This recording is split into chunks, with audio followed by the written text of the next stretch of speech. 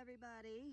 As you can tell from the channel title, it is time for me to get back to my medicine making, and I am way behind. So y'all know plantain. Everybody knows plantain. This is the broadleaf variety with its deep veined leaves, and then if you pull a leaf, you get those. Let's see if I can get it to focus. See those little hairs coming out? Looks like, come on, come back. See that little hair coming out of there? Like a little cord. There's usually two of them. That's how you know plantain. That's a rough looking leaf, but waste not, want not. All right, you guys, we're gonna make some skin soothing plantain salve. I've heard a lot of people call it salve where I'm from, and the way I was taught to say it is salve, because that'd be like saying if you cut an orange in half, you have two halves. I just can't say that. I can't bring myself to say it. Whenever you do cut a plant, please remember to never take more than a third. Actually, these seeds are good. People chew on these seeds for mouth ulcers and stuff. There's a chemical compound inside a plantain called allantoin, and it also has mucinologic, hey, I said it right that time, mucinologic qualities. So it's a drawing herb, means it draws the funk out. So this one's a bit sad. All right, I'm gonna go up in my garden and get some English plantain.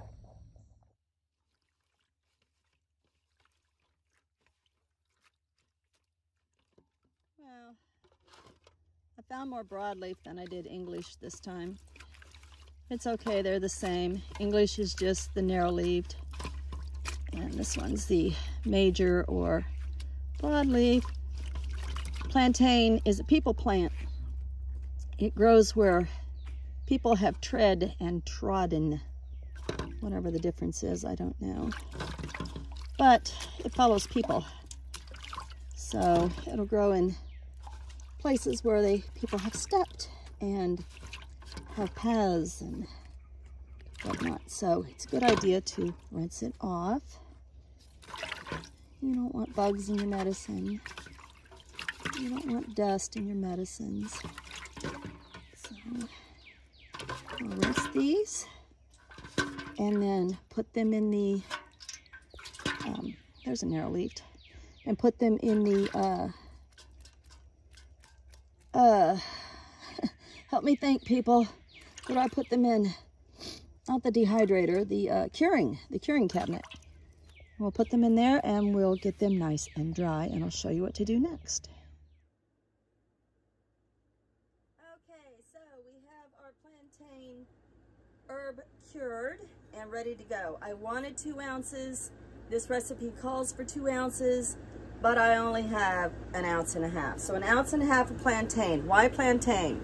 It is a calming, drawing herb. It supports your skin's natural healing abilities. Remember, this is the plant that follows people, and it's very helpful to people.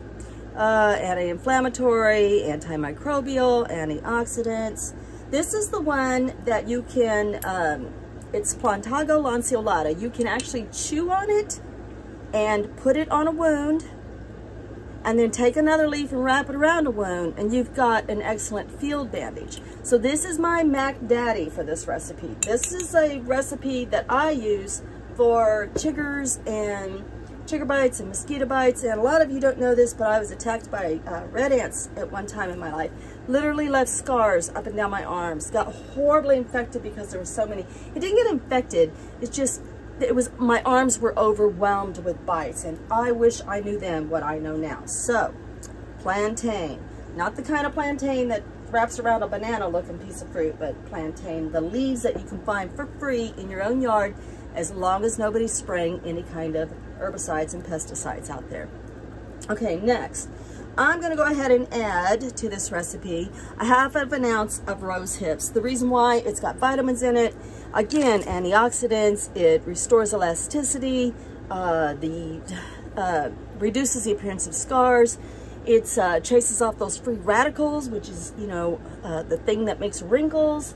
So yeah, I'm going to add rose hips. So that was half of an ounce of rose hips. Okay, next up I have 1/4 of an ounce of calendula. Calendula, it promotes the production of collagen in your skin. That's why everybody uses calendula for skin oil. Now, could I use just calendula? Yeah, but I'm pigeonholing myself if I do that, just to calendula. If I incorporate all of these into an oil, which eventually is going to become a salve, then I've got this all-encompassing, fully rounded, well-balanced salve for bug bites and skin wounds. So again, that was 1/4 of an ounce of calendula. Calendula is really fluffy, so 1/4 of an ounce it looks like a lot, you know what I mean? So it makes your skin glow, soothes it, hydrates it. Everything good you can imagine for your skin is in calendula. So we're going to add 1/4 of an ounce of that. 1/4 of an ounce of lavender. Don't think that lavender is only good just for calming and sleepiness. It's also, it unclogs pores, it kills bacteria on your skin, reduces inflammation, it's antifungal. So yeah, so when you go to scratch those chigger bites and bug bites and stuff, and you got those little microbes underneath your nails, this little bugger here will take care of that. So again, that was 1/4 of an ounce of both lavender and calendula. And then finally, just because I have it available and it is a super power wound healer, I'm also going to add 1/8 of an ounce of yarrow. 1/8 of an ounce sounds like not much, but if you look, you see what I'm talking about, the volume wise, it's going to fit nicely in our jar. And then I wanted avocado oil because it's more readily absorbed by our skin. However, I went all the way to the town that has it, did all my shopping, and forgot avocado oil. So for this one, I am going to use olive oil. Then you're going to need your empty, clean jar ready to go, your funnel to get your herbs down in there, and a cheap kitchen scale for measuring all of these out. Okay, let's mix it up. So I'm going to go ahead and start with the rose hips on the bottom because that's going to be closer to my heat source out there in my chamber. And it's just more like a fruit, and so it's kind of crispy and everything. I just feel like it needs to be cooked. It's probably not the best word for it, but brewed maybe. So I wanted that on the bottom. It's just a gut feeling that I have about that. Okay, as far as what's next, I'm gonna go ahead and do my lavender. These are lavender buds. These were gifted. Make sure you note that on your label where you got your herb, if it was wildcrafted or gifted or purchased. So that was my 1/4 ounce gifted lavender. And then calendula, I'm going to add that next. 1/4 of an ounce of gifted calendula.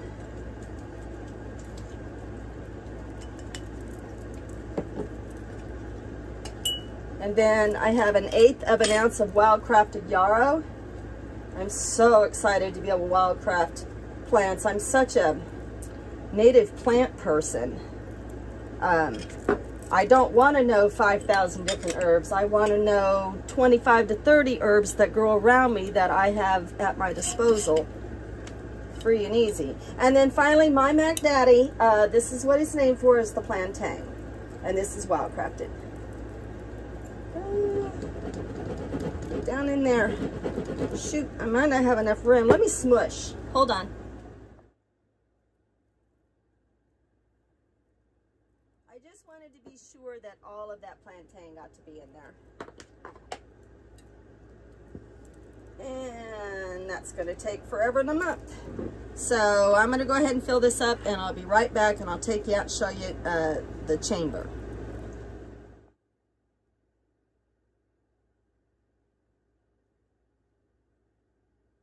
When it comes to making your oils, you want to make sure that all of that gets good and saturated.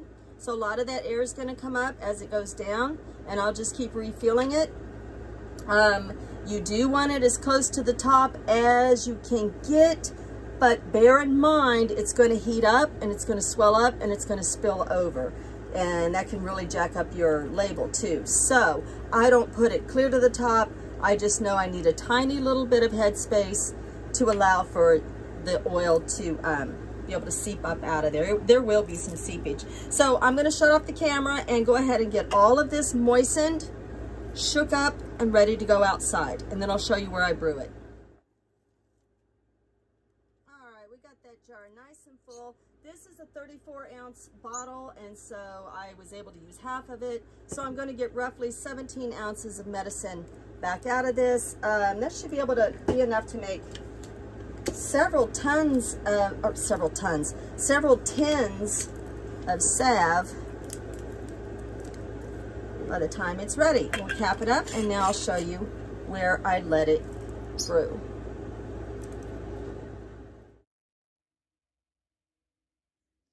So my chamber is so fancy. It's a cooler with a thermostat down, with the temperature gauge down in there, and then it sits on a seed heating mat. And I try to keep it at around 100 degrees for 6 weeks. Can I cook this on the stove? Yeah, I could. I get some nice green chlorophyll and perhaps some of the volatile oils, but unless you do a very, very slow 6-week method with your oils, you're not going to get much else. When those cells break down, it takes a long time for plant material to give up its chemical compounds. There's a whole breakdown process, and you just really can't get that in a crock pot or on a stove. You certainly don't want to set it in the sun because that's just going to degrade it. You just want a place where it can just, as long as your plant material is dry, you can just set it, leave it, no sunlight, out of sight, come out, shake it, out of sight of sun, shake it every once in a while, check it, and keep it nice and warm.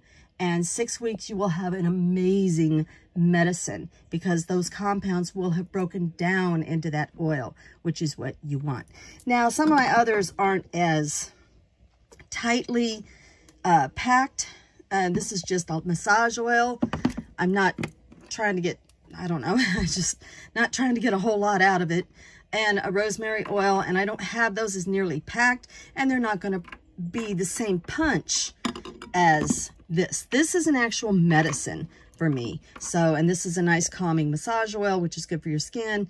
And this is my rosemary oil, which usually these are mixed with other oils. All right, guys, that's it. I'll write down the recipe, and in 6 weeks, I'll show you how to turn this oil into a salve. Blessed be.